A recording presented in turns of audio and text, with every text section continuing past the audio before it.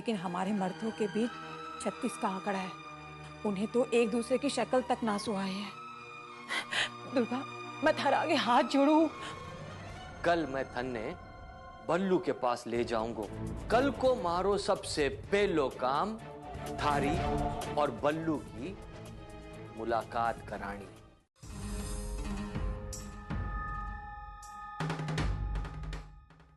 बल्लू, इतनी खामोशी और इतनी सोच विचार की जरूरत ना है। और मैं जो कहूँ हूं ना, वो बात को तू पत्थर की लकीर मान के तू समर सिंह की बातों में मत आ।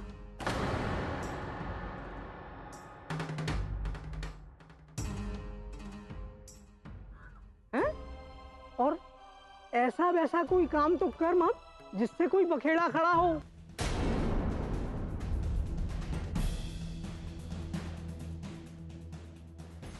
समझा कि ना?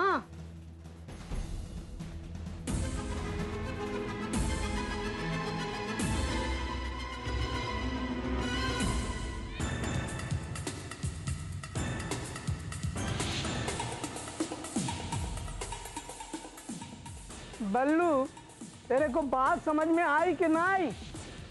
भाई बात तो बिल्कुल सही करे हैं आप वकील साहब।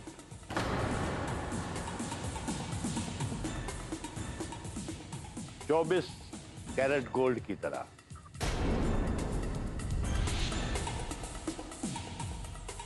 भाई बल्लू सिंह जी को समझना चाहिए कि माहौल खराब चल रहा है और ऐसे माहौल में सोने चांदी की बात नहीं करनी चाहिए।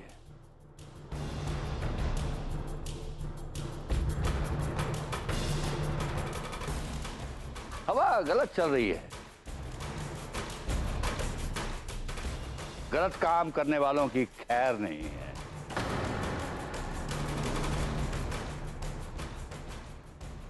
और फिर खासकर जिस शहर में क्राइम ब्रांच का इंस्पेक्टर माता दीन हो, वहां तो बिल्कुल भी नहीं। क्यों बल्लू सिंह जी?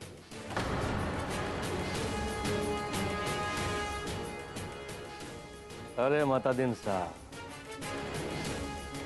उड़ती हवा के संग बहते बहते आप आ तो गए हो हमारे पीछे पीछे।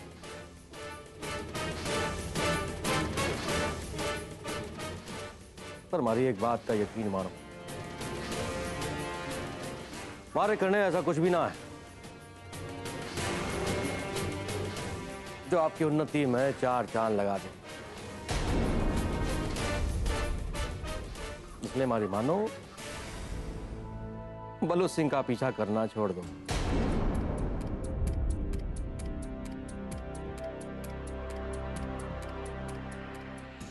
अरे बल्लू सिंह, लेकिन ये भाषण जो तुम मुझे दे रहे हो, यही भाषण ये साहिब जी को दो ना।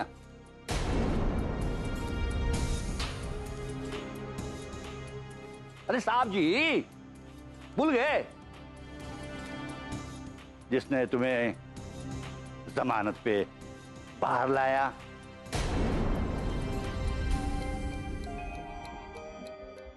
भाई श्रीधर जी की हत्या के बाद अब क्या गुल खिलाने वाले हो वो भी बता दो।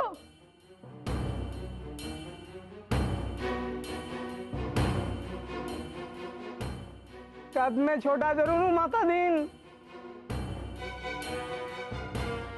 पर मारी बुद्धि हार से बहुत तेज चालने हैं।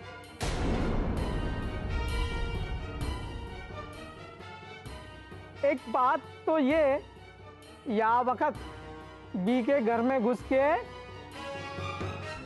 बिना बात किसी को धमकाना अच्छी बात ना है।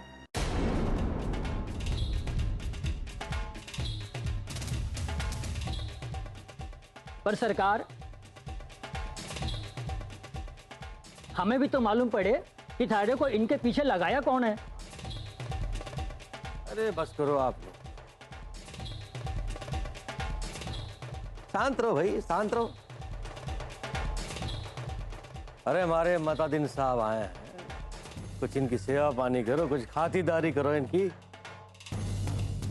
तो ठंडा ठंडा पिलाओ, कुछ चाय वाय पिलाओ, हैं?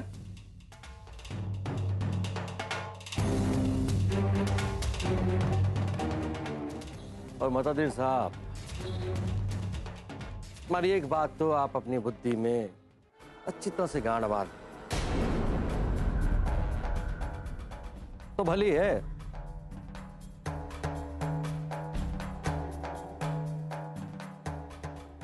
कि बल्लू सिंह के पीछे पीछे घूमना छोड़ कहा है कि ये चूहा बिल्ली का खेल खेल के आपको हमारे करने से कुछ ना मिलने वाला।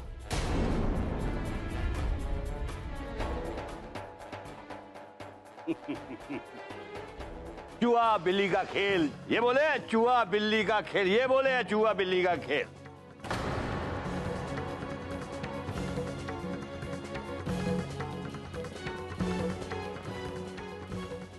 अब हम चूहे तो हो नहीं सके, लेकिन जिस दिन इस बिल्ली ने चूहे को अपने जबड़े में पकड़ लिया ना,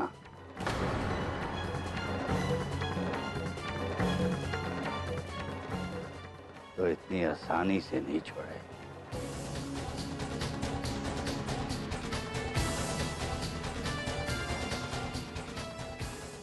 चलते हैं, लेकिन हाँ, भवानी मां की कसम,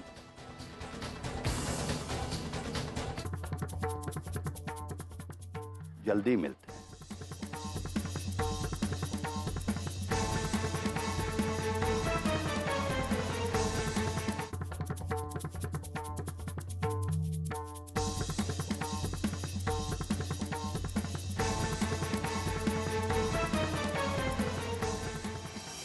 पिताजी, किसी की लगाई बुझाई की बात ना से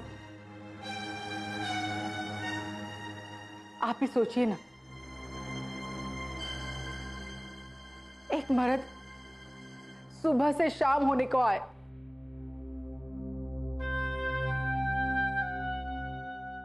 अपनी बिगड़ी के लिए वक्त ही नहीं निकाल पाया, तो वो बिगड़ी क्या करे?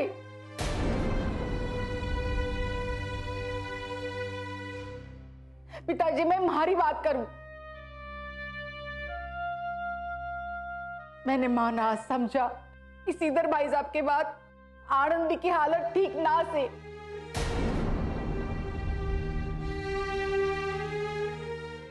इसलिए सारा टाइम उसके संगे रही। पर बी की बात क्या? बी के बाद क्या पिताजी, आप हमारे बारे में सोचिए ना।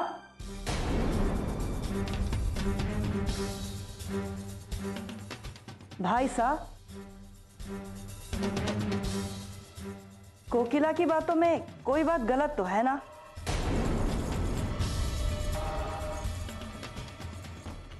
अब थे ही बताओ जो।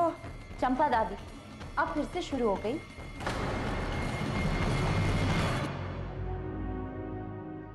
मैंने आपसे पहले भी साफ साफ कह दिया था ना। प्लीज दादाजी, इन बातों को यहीं रोक दीजिए, क्योंकि मुझे पता है कि इन सब में मां गलत नहीं है। बस सुरभि, बस।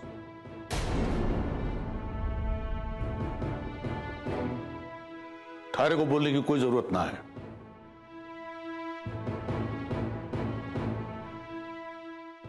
मां की शय पे तू ये भी भूल गई कि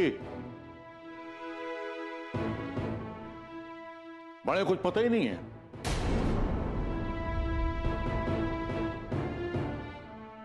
सब पता है, आंखें खुली रखूंगा अपनी।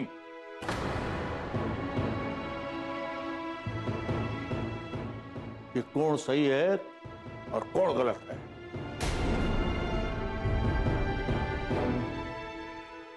और हां, इस घर का बड़ा होने के नाते मारे को इस बात की कतई कोई परवाह ना है कि किसी ने कई बात कही या किसी ने कई बात ना कही।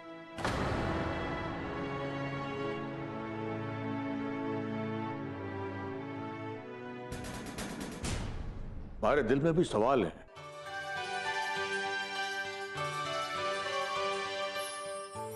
हमारे दिल में भी चिंता है।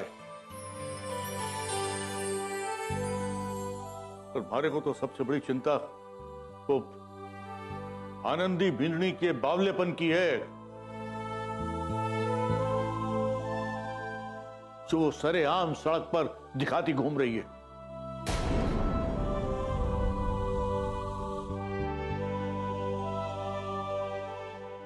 पिताजी थे घर के बड़े हैं, अरे अपनी समझ में सोच में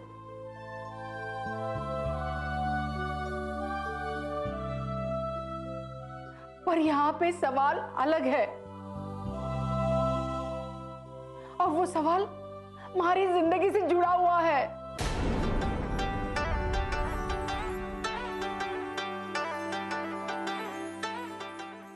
कोकिला, हम थारी बात समझे हैं,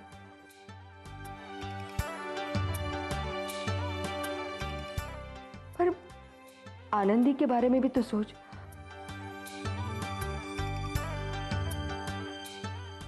वो खुद इतनी परेशान है, दुखी है,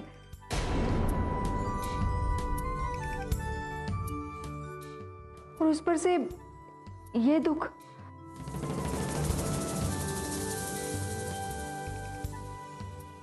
अरे वाह रे वाह पारो,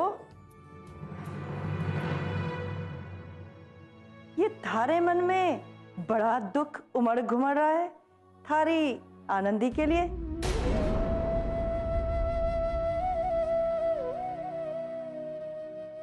पर वे की वजह क्या है, बता तो सही।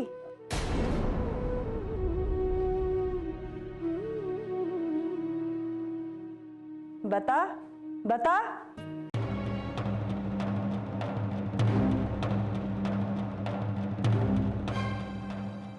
काकी साहब काय कह रहे हैं? चुप रहिए, वो भी किसी बाहर वाले के सामने।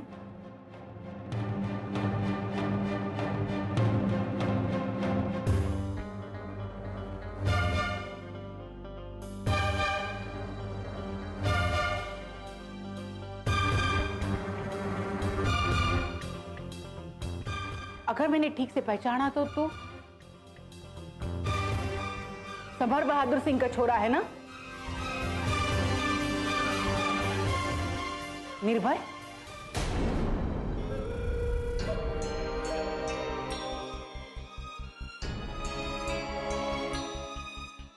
थारी यहां आने की दोबारा हिम्मत कैसे हो गई?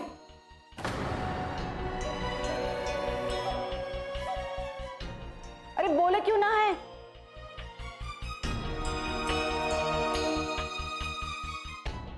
क्यों आया है अट्ठे?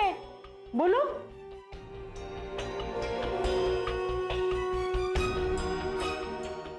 माफी चाहता हूं,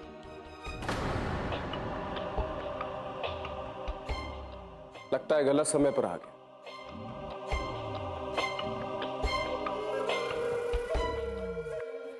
लेकिन बात है जहां तक आने की, यहां पर मुझे आनंदी आंटी ने खुद बुलाया।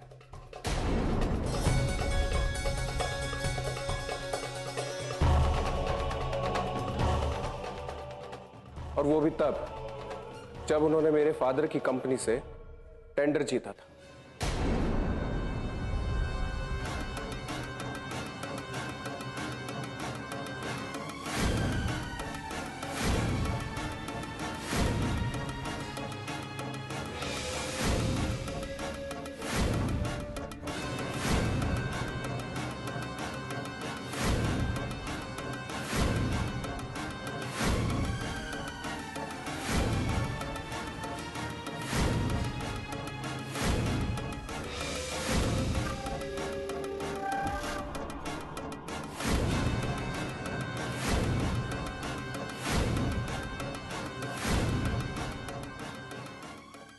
बस कर छोरे,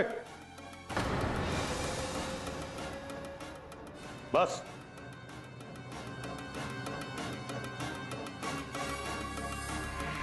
जिस तरह से मैंने आनंदी आंटी का दिल जीता है ना,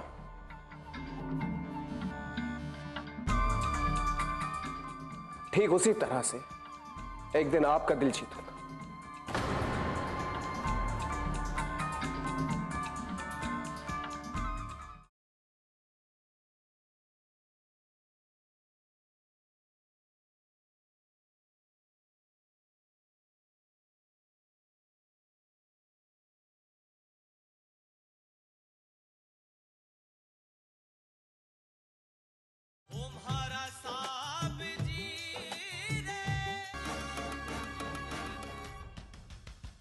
जो थारे ने कहना था वो कह लिया और जो हमने सुनना था सुन लिया।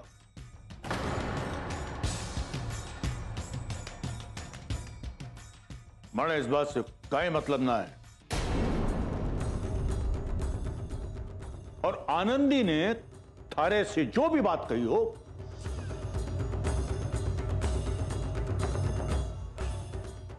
कही हो बस। दादाजी प्लीज, इस समय तो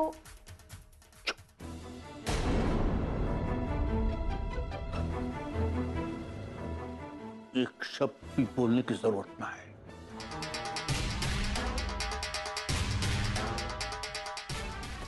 भारे को दुश्मन के छोरे से बात करने के लिए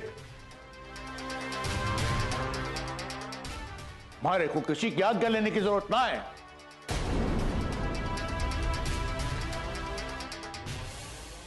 आई बात समझ में?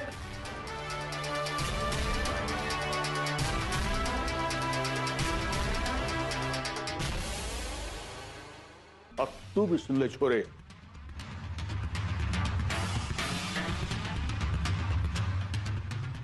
आनंद ने थारे से कई बात कही ना कही, मारे को सब कोई मतलब ना है।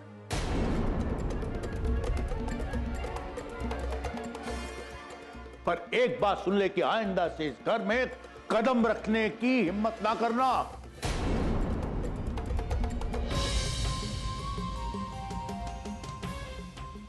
आई बात समझ में कि ना आई?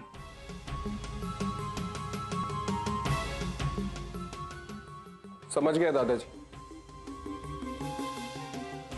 अच्छे से समझ गया।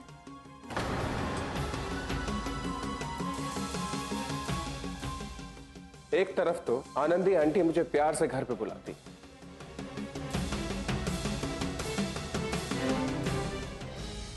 और दूसरी तरफ आप लोग मुझे डांट कर बाहर का रास्ता दिखाते हैं।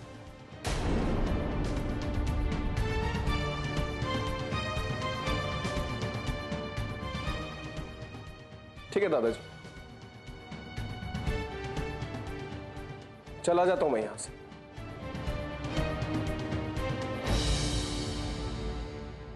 अभी चला जाता हूं।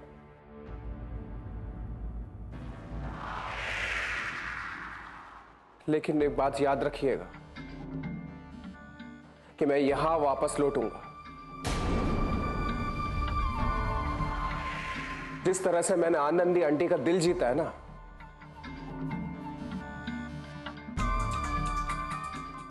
ठीक उसी तरह से एक दिन आपका दिल जीतूंगा।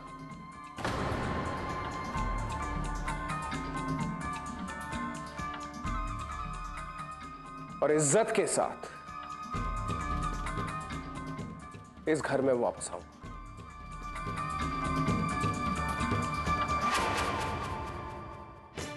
जरूर आऊंगा दादाजी।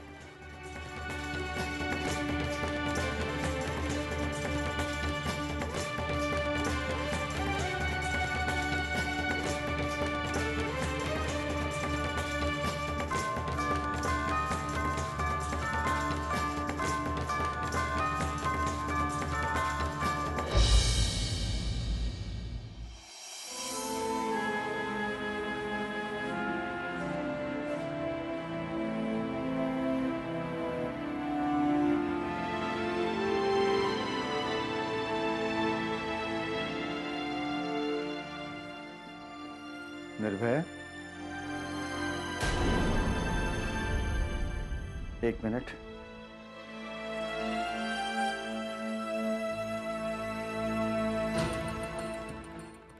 जी जी पॉप, क्या हुआ? मुझसे कोई गलती हुई है क्या? यही हम आपकी आंखों में पढ़ने की कोशिश कर रहे हैं कि कहीं आपको इतना प्यार देकर गलती तो नहीं की हमने। कहीं हमारे प्यार की वजह से आपके कदम गलत रास्ते पर चले तो नहीं गए? मुझे नहीं पता कि ये किस तरह की पहेलियां बुझा रहे हैं, पर हाँ, मैं आपसे एक बात जरूर पूछना चाहता हूं कि अगर ये आनंदी आंटी और सुरभि के बारे में है,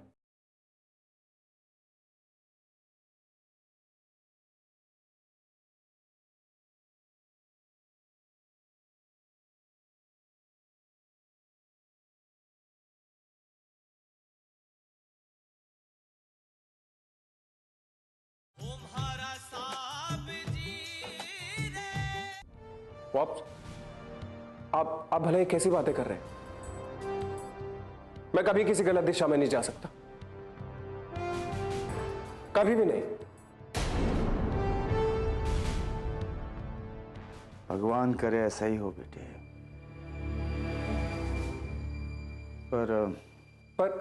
पर क्या पॉप्स?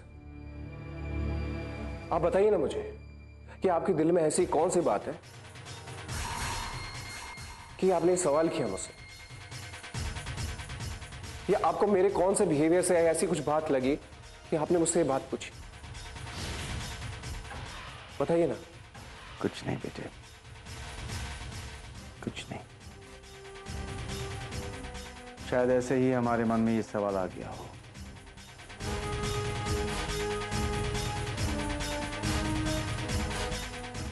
कि जिंदगी में कभी कभी ऐसा होता है कि सही रास्ते पर चलते चलते हमारे कदम डगमगा जाते हैं,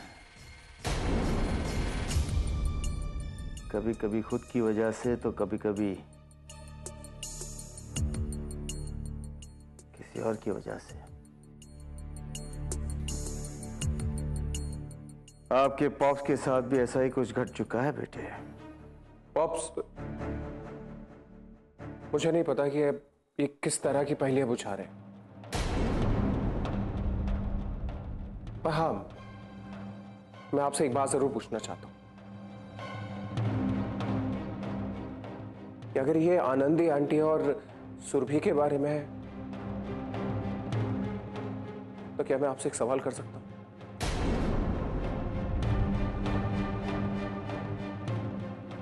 हम जानते हैं आप हमसे क्या सवाल पूछना चाहते हैं बेटे, लेकिन हम नहीं चाहते हैं कि हमारी औलाद, जिसे हम जी जान से चाहते हैं, वो हमसे ऐसा कोई सवाल पूछे जो जमाने ने उसके सामने रखा है।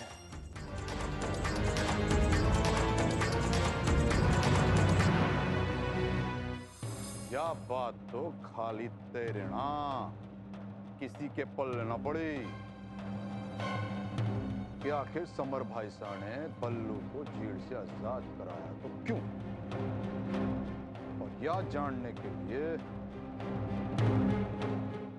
राज सिंह ये सीढ़ियां चढ़कर अठे आया। राज सिंह,